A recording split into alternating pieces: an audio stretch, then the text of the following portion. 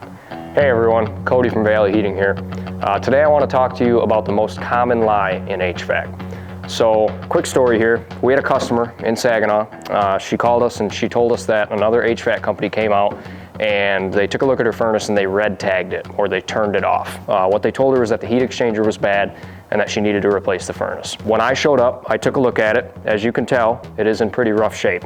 There's a lot of rust. You can actually stick a screwdriver right through the blower deck.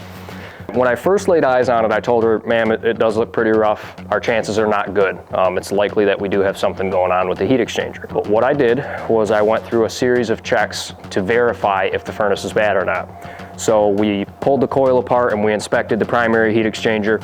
I pulled the blower motor down here and I inspected the secondary heat exchanger. I also performed a combustion analysis on the furnace to tell if it was burning clean, if it was producing any carbon monoxide, anything like that. And each time that I performed one of those tests, I ended up being surprised at the results. This furnace was okay. It is obviously not in great shape, but it passed every single test that I threw at it. There was no cracks in the heat exchanger. The secondary heat exchanger was not leaking. The combustion test did not fail.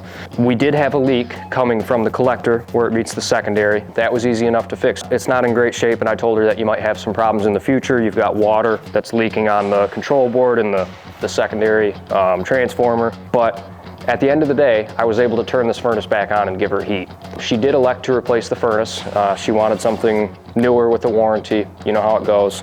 She didn't want to throw good money after bad on this furnace, but the point still remains. Her furnace did work. She didn't have to turn her furnace off. She didn't have to go a week without heat.